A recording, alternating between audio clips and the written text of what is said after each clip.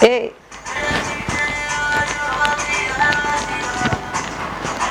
Pageant. Hey.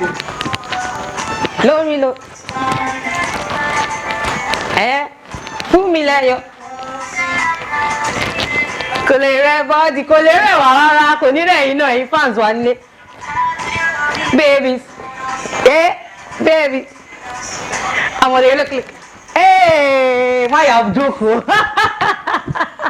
Àwọn ọ̀dẹ̀ lókè làwọn máa bá yín o. Ẹ̀yin ará mi nílé, lókè la máa lọ. Kò ní rẹ̀ wá láéláé.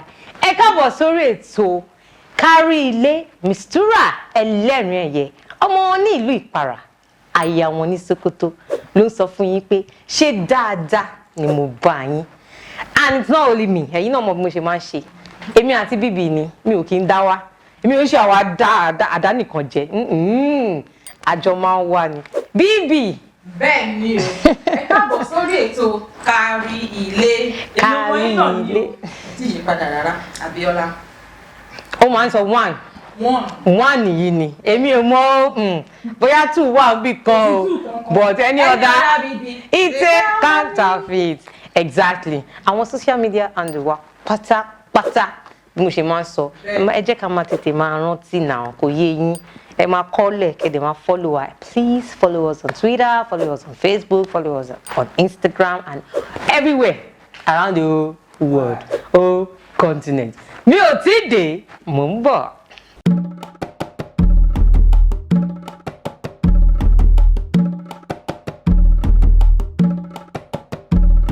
Kárí Ilé.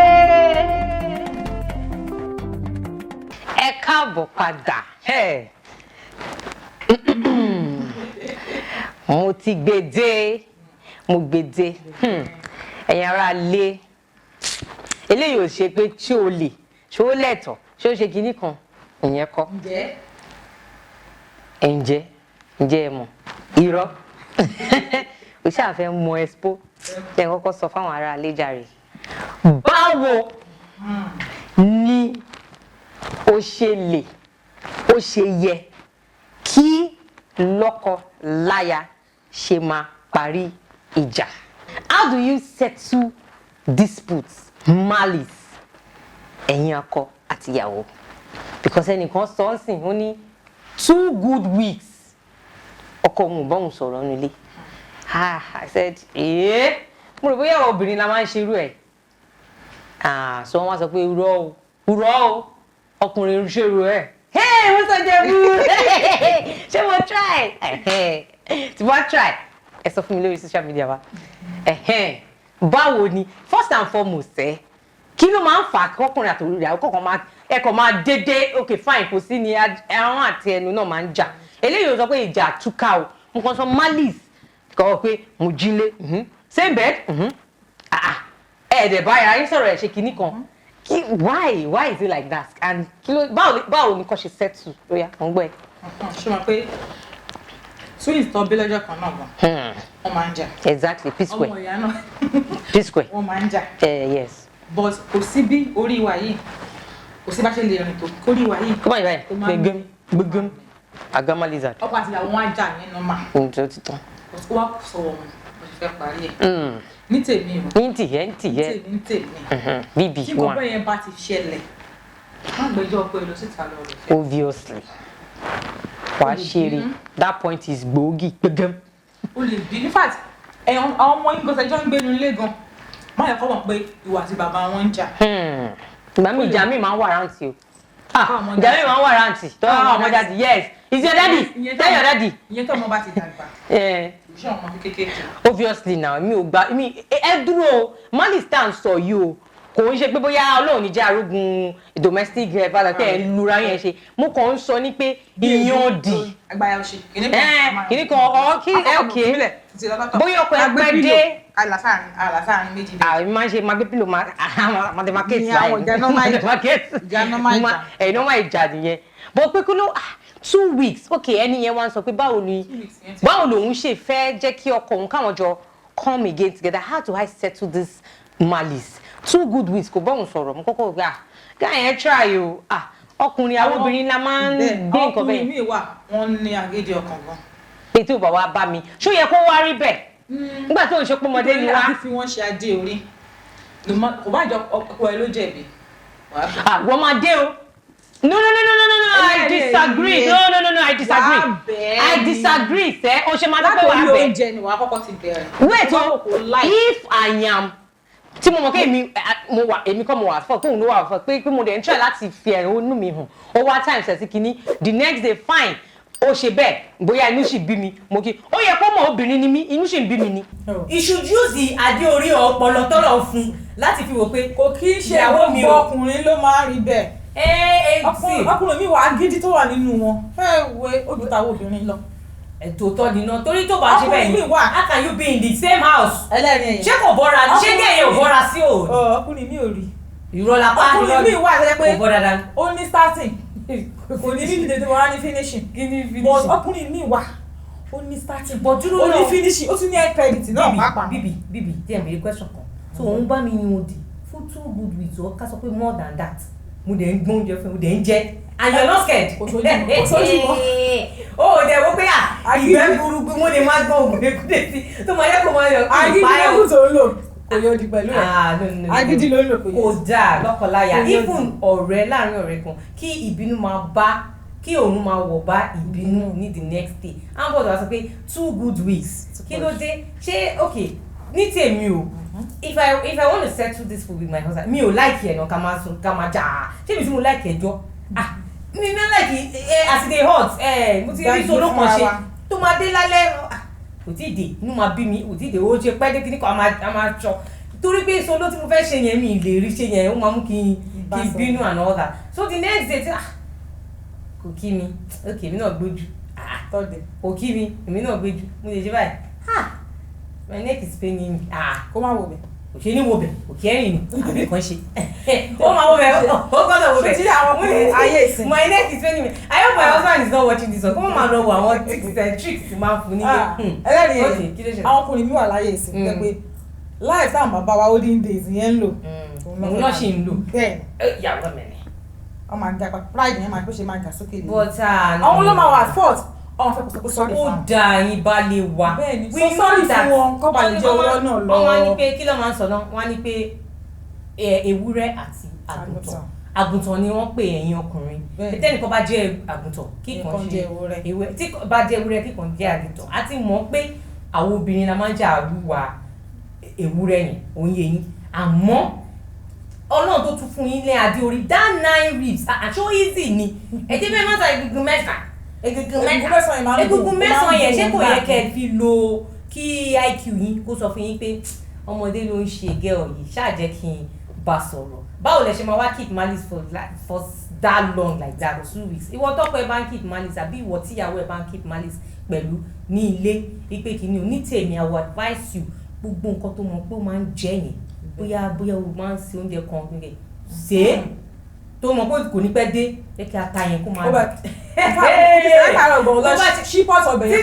tó bá ti wá wà nílé má wọ anything skimpy tó máa dá bàbá lórí rú tó bá jẹ́ wọ obìnrin náà ni àbí tó bá jẹ́ kí wọ ọkùnrin náà ló fẹ́ kí ìyàwó ẹ̀ bẹ́ẹ̀ àbí nǹkan ṣe something nice lo perfume ẹ̀rọ bẹ́ẹ̀ yẹn ọkùnrin yẹn kí inú wọn máa ń dùn tí ọkùnrin wa bá ń smell nice tó bá ń dress nice inú wọn máa ń dùn kò yé yín kó lo perfume kó gbé fóònù kó fẹ́ jáde lásán kí àyà ọkọ̀ yìí ṣòye pé àwọn ṣerúkú tí ti fẹ́ lọ bọ́kọ mi ó máa wá bóyá máa sọ̀rọ̀ ó máa wá kò tí ì yé yín ẹ̀yin ará ilé àwa nìkan kọ́ la jíròrò lórí ọ̀rọ̀ yìí pé báwo ni lọ́kọláya ṣe lè máa tètè settle dispute àárín wọn tí ò ní fi máa tó à ń jà àárín di 1 week 2 weeks kí ló dé àwọn àtòyìn náà ń jà àmọ́ bẹ́ẹ̀ but lẹ́sẹ̀kẹsẹ̀ wàá máa jẹun báyìí wọ́n máa gé ẹ̀jẹ̀ ẹ̀tún continue bó ṣe yẹ kó rí nìyẹn à ń bọ̀ ẹ̀yin ará ilé àìtí ìdí ẹ jẹ́ ká gbọ́ nǹkan táwọn èèyàn sọ. ìjẹ́ mi àtọkọ mi ò kí ń last o ìjẹ́wọ́ ò kí ń last orúkọ mi jẹ́ èèyàn kan tó bá ti bínú ìbínú ẹ̀ ti tán síbẹ̀ nìyẹn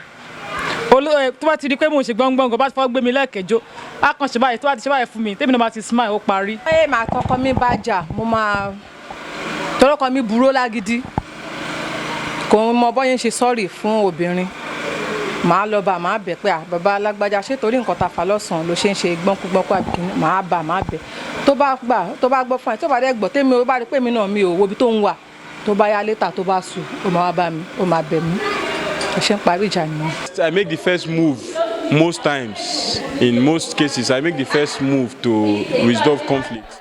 Because as a person, I really cannot stay long holding grudges. Ọmọ kì í sọ̀rọ̀, òun bínú. Tó bá máa ṣe nǹkan tí ó bí nínú, èmi máa ti rí ní fèsì wọn. Ṣé ọ̀rọ̀ tí mo sọ bí nínú ni ẹ tó rọ lọ́yẹ̀ má bínú tó bá dẹ̀ rí bẹ́ẹ̀. Ẹ má bínú tó bá sì bí nínú ẹ má bínú ẹ tó rọ lọ́hùn. Bẹ́ẹ̀ ibẹ̀ náà ló máa parí sí. Ẹ̀yin aráalé ẹ ti gbọ́ nǹkan táwọn èèyàn náà sọ èmi àti bíbí ti ń sọ látẹ̀kọ́ bíbá ẹ̀ àbí bẹ́ẹ̀ kọ́ olójú wáṣewáṣe a ní pé how do you settle malice disputes ní ìwà tọkọ ẹ kó má máa fà á lọ mi ò sọ third party nsìn mi ò sọ pé kọ́ máa pèèyàn mẹ́ta à ń sọ pé láàrin ilé lọ́kọláya kó máa gbé ó di the next day kò sọ̀rọ̀ the third day kò sọ̀rọ̀ ó dẹ̀ ń jẹun ń ṣe gbogbo ẹ̀ báwo ló tiẹ̀ ṣe máa ń work náà some people are really ilé máa wá boring mi tí mo yẹ pé mo like solo mo like máa bọ́kọ́ mi ṣe solo gan o mo lè má rẹ̀ lómi ìbáṣẹ̀rẹ̀ bọ́ ohun máa gbá báyìí pàkà a máa wá nǹkan sọ máa wo ara mi máa wò pé máa wo ara mi máa wò pé mi ì tí rẹ̀ mò ń dáná mi ì tí rẹ̀ ni tap mi látẹ̀yìn pàkà kí ló dé irú málìsì òṣìwò lélẹ̀ lọ́kọláya ẹjọ́ ẹ jẹ́ ká mọ̀ bá ṣe máa àti pé nínú both scripture ó sọ pé kò dá kéèyàn máa yan òdì á mọ̀ tí mo pé kò dá kéèyàn máa yan òdì pẹ̀lú ọ̀rẹ́ èèyàn dèpòdépò pé ẹni tẹ́jọ́ ń ṣe lọ́kọláya nílé irú nǹkan bẹ́ẹ̀ yẹn ó máa ń gbé èṣù láyè ni o ẹ máa rò bóyá nǹkan kékeré ni 2 weeks 3 nǹkan kékeré ni it will come over it ó lè má come over it some other time tó yẹ pé from there ó máa di odò tó ń ṣàn ńlá ẹ máa wò pé nǹkan kékeré yìí ṣé àkì í ṣe bẹ́ẹ̀ tẹ́lẹ̀ ni ẹ má gbèsù láyè ìgbà yẹn làwọn ṣeré kò dé ìgbà yẹn ni ọkọ náà máa wò pé kìnnìún ìgbà yẹn ni ìyàwó náà ìgbà yẹn náà. kọ́ máa bẹ̀ ìyàwó wọn náà. yes ẹ̀yin ọkùnrin ẹ má rò pé kìnnìún ẹ má sọ bẹ́ẹ̀ àwọn a máa ń láì kọ́ máa pet wa o tó bá ń pet obìnrin tó ń fún ní kókò rọra ní pé kìnnìún wo ó máa cherish forever and ever. Amen. Ẹ̀yin aráalé Adéṣọpẹ́ ti ń ṣe báyìí sí mi ó ní pé ó ti ń gùn mí o ó ń gùn mí o ó fẹ́ kíyàn ó ń gùn mí o ẹ jẹ́ ká gbọ́ ọ̀kan tí Adéṣọpẹ́ ń sọ à ń bọ̀. Oríkì Ìwó. Ìwọ ọmọ Tẹ́nígbọ́lá o Tẹ́nígbọ́lá ni ìwọ ọmọ Tẹ́nígbọ́lá ìwọ tí ò nílẹ̀kùn bẹ́ẹ̀ ni ò ní kọ́kọ́rọ́ ẹrú kéékèèké kú ni wọ́n fi ń délé nílé àwọn bàbá ẹ̀yìn ìwọ jiyàn ìwọ ò jiyàn kankan àní lọ́jọ́ ọjọ́ sí ẹrú kéékèèké ni wọ́n fi ń délé nílùú Ìwó mọ́lódò ọba àti Tẹ́nígbọ́lá bínú Àjíṣọpẹ́ lèmi jẹ́ mo tún ti débi ìṣe mi ológbòjò Bájídé èmi lògbólógbò pèdèpèdè tí pèta iná tó yàtọ̀ sí ti ìjẹta ìwọ nílé ọmọ Tẹ́nígbọ́lá ni mò ń rè lóní ọmọ Tẹ́nígbọ́lá ìwọ tí ò nílẹ̀kùn tí ò ní kọ́kọ́rọ́ àgbẹ̀ ni wọ́n o olúgbọ́n àgbẹ̀ ni wọ́n ọmọ bá yamu àgbẹ̀ ni wọ́n ọmọ olóòlà tí san kẹ́kẹ́ àgbẹ̀ ni wọ́n kìran bàbá wọn àwọn ọlọ́mọ olóòlà tí bàbá jà ìjẹ ní àgbẹ̀ ni wọ́n kò sẹ́ni tó gbowó lọ́wọ́ ràn bàbá tó bí ọlọ ọmọ gangan tó wọ́n bá fẹ́ fún wọn lówó wọ́n ní ẹ̀dálẹ̀ ń bẹ̀rùn ẹ̀ mọ́ ẹ lọ nílùú Ìwó mọ́lódò ọba àti Tẹ́nígbọ́lá bínú. Èmi sọ lẹ́ǹkan mo ní ó ń gun ni kó ṣáà máa gùnyàn kó máa dàbí ìgbà tó yẹ pé ọmọ yẹn gan fẹ́ mọ̀ bóyá ìdílé wo ló ti wà anyway mi fẹ́ sọ bóyá ìdílé Ṣàngó ní ó lẹ̀ kó máa. kó ṣáà máa bọ́ ìwọ ló ti gbọ́ nípa oríkì ẹ̀ wọ́n mọ̀ bó next one má miss episode má miss gbogbo nǹkan tá a bá ń ṣe ń bí báyìí tó bá ṣẹ̀ṣẹ̀ ń miss ẹ̀ bí má darapọ̀ mọ́ wa kíákíá lórí gbogbo Instagram Facebook Twitter YouTube kò yẹ yín gbogbo ẹ̀ pátápátá la wà ẹ̀ báyìí mi àti bíbí ẹlẹ́rìn yẹn ráyé má fẹ́ yín mi èmi máa ń rìnrìn òun náà mo ti kó ràn kò easy ẹlẹ́rìí ẹyẹ one àyà wọn níbo ní gàdá ẹ̀yin aráalé o ti pẹ́ dé má wulẹ̀ sọ pé àṣọ́ṣẹ̀ bẹ̀rẹ̀ ni èmi ti fẹ́ máa lọ báyìí ẹ bá gbọ́ wà ń lọ gẹ́gẹ́ ó dìgbà ó ṣe gẹ́gẹ́ ká má fi kú yàrá wa ká má fàmù yàrá. I hope you guys enjoyed today's episode as much as we did here in the studio. láyọ̀ la máa pàdé ire o.